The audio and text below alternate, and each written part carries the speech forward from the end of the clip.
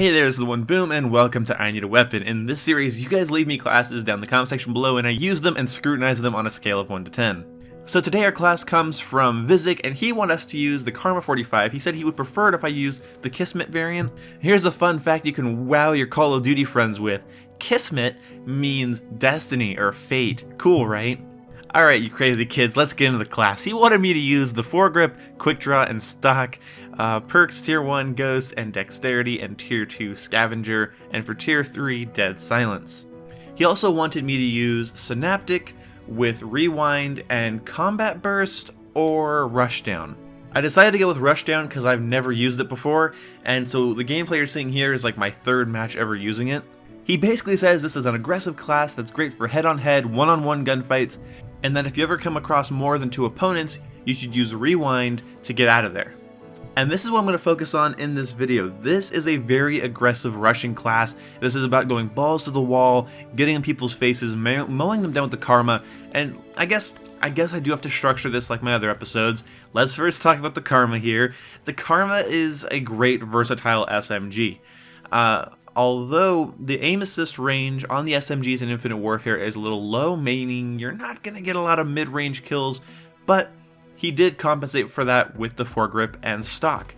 Now, Foregrip and Stock on an SMG is great. It allows you to keep the recoil in check and allows you to left stick aim. In my personal opinion, left stick aiming almost completely compensates for lack of aim assist. I stress almost, but I think that left stick aiming with the Stock attachment is great. Walking your shots, walking your sight over to your opponents is a great thing to do with the Stock attachment. In most gunfights in Call of Duty, your left and right stick should be moving both at the same time, so you can keep moving and keep shooting. You gotta learn how to do that, and Stock just makes that crazy easy on SMGs. But make sure in these advanced movement Call of Duty games that you don't do the old Black Ops 2 thing where you walk around hallways and stuff with your sights up all the time.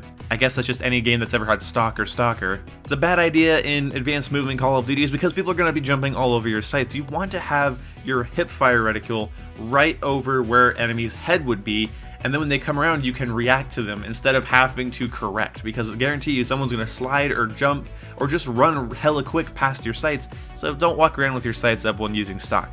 Use it to move and correct your aim during gunfights. Don't use it to prepare for gunfights, especially with SMGs. As for the perk setup, Ghost and Dead Silence are great for the stealth aspect, and Scavenger is great for staying alive, and Dexterity is just a great little perk to reload your SMGs that much faster. And it works wonders on the Karma. The Karma 45 and Dexterity go really good together. You can reload hella quick, and there's no downside to it. When it comes to Dexterity though, on this class I would say my rule of thumb for classes is when a perk does 2 things, make sure you're utilizing both things.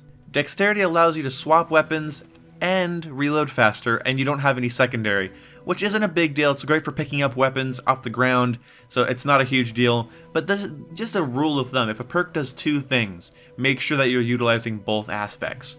Okay, but here's my favorite thing about this class, and it's what spoke to me as soon as I saw it. Now let's just pretend you did not offer Combat Burst at all and you just said to use Rushdown. Using Rushdown and Rewind with this very aggressive class is something a lot of people don't think about, and that is exit routes. In almost every first-person shooter you play, you will come across really aggressive players that are constantly pushing your positions, knocking you out of your camping spots, or just when you shoot at them they go around the corner and then they come back around. The one thing that almost none of them think about, and you should take this to advantage, they don't think about how they're going to get out of the situation they're running into. And this class has that. Rushdown allows you to do the advanced warfare thrust around corners or backwards. Rewind is like Glitch from Black Ops 3. I'm sure you guys already know what Rewind does. This game's been out for a while, and it takes you back to a previous position. It's great. It's a great idea. The class itself is about pushing on enemies and getting the flank on them, and your trait and your payload are all about evading. And that's why this class gets a 10 out of 10, just because of how underrated and underused that kind of tactic is. Being aggressive is fine. In almost every first-person shooter, I would say be a little aggressive, push your enemies. But you need to know how to get back. You need to have an exit strategy. Your exit strategy cannot just be dying and respawning somewhere else. So the way the rig's set up, the way the perks are set up here, it's all about being aggressive, but staying alive. And that is really rare to see, and that's why your class gets a 10 out of 10. But I would not be doing my job if I didn't give you a couple tips on this class. I think you could have dropped off Foregrip for extended mags and dexterity for overclock. Overclock would allow you to have rewind more frequently, and extended mags would make it so you don't have to reload quite as much, meaning dexterity wouldn't be as useful. Those are just my opinions. Let me know what you guys think I should use for the next episode. Leave your classes down below, and I will use them and review them, and I'll see you when I see you guys. Goodbye! If you stayed till this point, I would like to ask, is there anything I could do to this series to make it better, more enjoyable to watch? Because I feel like I could be doing more with this, and I'm just kind of drawing a blank on how to do so. So let me know what you guys think down in the comment section below, and I'll see you when I see you.